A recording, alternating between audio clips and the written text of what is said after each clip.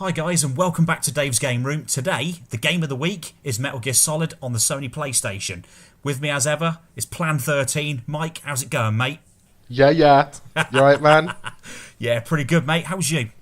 Yeah, good, mate, good. Just got back from IKEA, had a busy day, had some Swedish meatballs, feeling it. Nice, and of course the football later on as well for us. Yeah, looking forward, mate. But let's get into this game. What we got here today, then? We've got the original Metal Gear Solid game on the Sony PlayStation. I believe this is actually a sequel to one that was released on the NES, Mike, back in the 80s. That's right. I remember seeing footage of that in old NES magazines back in the day. Never played it. I owned this, though. One of my favourite games of all time. Yeah, this game was fantastic. You can see there's a VR training, special briefing, all that kind of stuff. The VR training modes, though, I thought they were brilliant. I thought they were fun. They were really good, actually. They were really good. This game was... Most viewers already know this, but was so innovative, especially for its time. It was fantastic, wasn't it? The whole point of the game was to be as stealth as possible and to go undetected. I loved this game, man. I had the demo back in the day. Loved the VR missions, and the VR missions were so popular, they actually made a VR missions game separate from this. Did they? They did, yeah. There was a separate release for VR missions, and they expanded upon that. So here's the Colonel. Everybody knows about this. The codec radio. It's awesome. It's funny. This brings back memories. And for the viewers, I haven't seen any of this footage, guys. Dave always records it, and I watch it live. I haven't seen any of this before. We haven't planned this. So for me, this is nostalgia seeing this again. So as you can see, I'm moving the character around. This is Solid Snake, I believe, in this particular game, because it changes from game to game. Yeah. And you can see that we're still getting the credits coming up, because it does that for the start of the game. And I'm just running around trying to familiarise myself with the controls again, because it's been a while since I last played this too, Mike. Are you using the scaler for this? No, actually, I'm not using the scaler for this. Because it looks great. It still looks great. Actually, no, tell a lie. I was running this through the PS2, which is still connected to the scaler and working. Okay. I have had a bit of a technical issue, which is why I'm using the PS2 instead of the original PlayStation, but it's still the same. Yeah, I mean, I couldn't remember you could do that. Can you play PlayStation 1 games on PlayStation 2s? Obviously, you just said you've done that. Yeah. Didn't know you could do that. It was fully backwards compatible. It was one of the great things that Sony did. I forgot about that. But yeah, looking back, I love this, man. The sneaking about, the stealth. Was there anything else around like this at the time? I can't think there was. When was Siphon Filter released? Because that was kind of a similar sort of concept. I never played any Siphon Filters, I don't know. Because that was another game that was an exclusive to the PlayStation. But yeah, this was the big one though. I think most people have played this one. And it was so much fun. I like actually winding up the guards, you know, when you can make a noise. Yeah. Come running after you. So you'll see that I do that actually.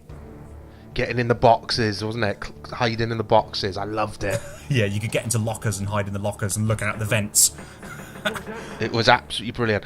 I don't know if you played The Evil Within yet on the PS4. That borrows ideas from this, even to this day. You get in, climb under beds and get in lockers when there's like guys sneaking about. All right, no, I haven't actually played that game. So is that game good then?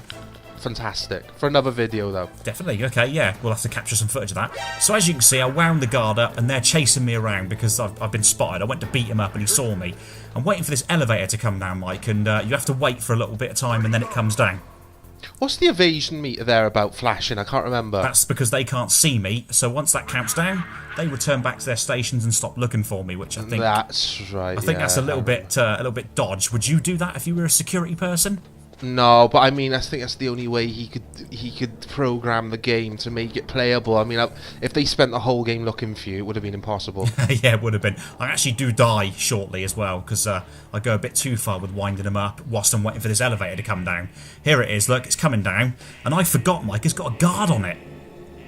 That's right. It's actually got a guard on it. So this is bringing back memories now. So I went up to it, as you're going to see, thinking, oh, I'd be fine, and yeah, I get blitzed by the guard. Did you ever finish this? I don't think I did. No, I didn't, mate. I didn't. It was one of those times where another game would have come out. As you can see, I'm about to get killed. They're blasting me away. I'm trying to beat them up, and I'm dead. But I do continue because I want to carry on and show a little bit more of this. So, this game was tough, if I remember correctly. It was, yeah, because you might get one guard's attention, but then suddenly 2 or 3 will pile in on you. And if you play it gung-ho, yeah, you don't stand a chance. You really, really have to train yourself to be stealthy. It's a stealth game, isn't it? It's something you have to kind of learn to do. You're spot on.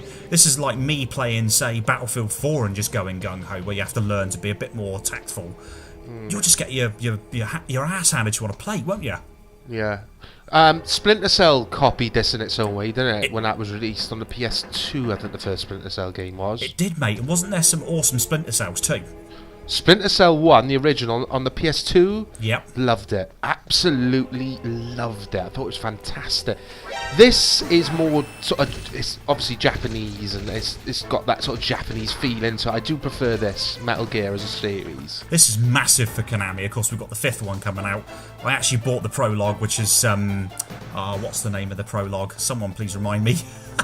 Ground Zeroes. Ground Zeroes. Yeah. That's it. Yeah. On the PS4? Yeah, PS4. It's fantastic. It's a good insight to what the... Mine's still sitting there. I still haven't opened a box and tried it out yet. Where's the series going? Does it bode well? I think a lot of people who are hardcore fans, because this game, as with others, has got a hardcore following, they're liking where it's going, definitely. But everyone's calling for Solid Snake to come back as well, and people talk about characters, Mike, that I've never even heard of.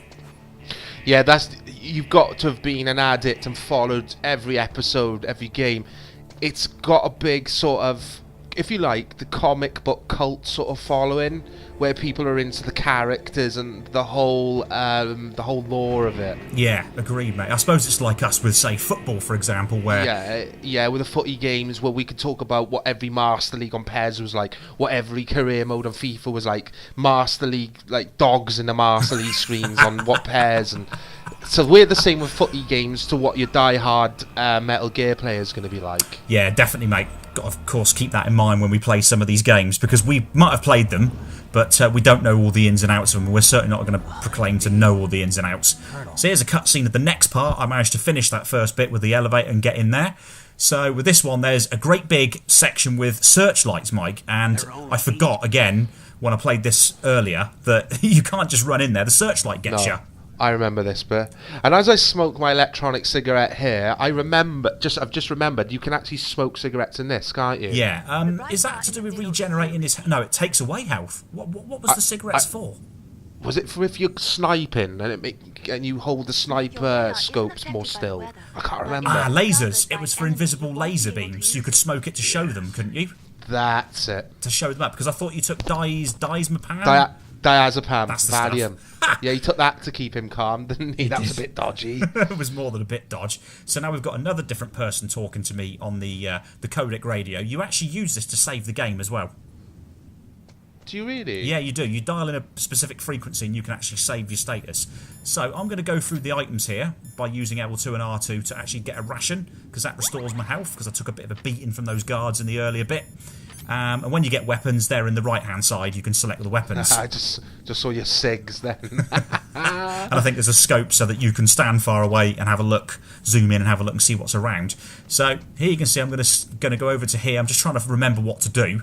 And here's the bit with the flashlights or the searchlights. This time I remembered and I kept out of the way.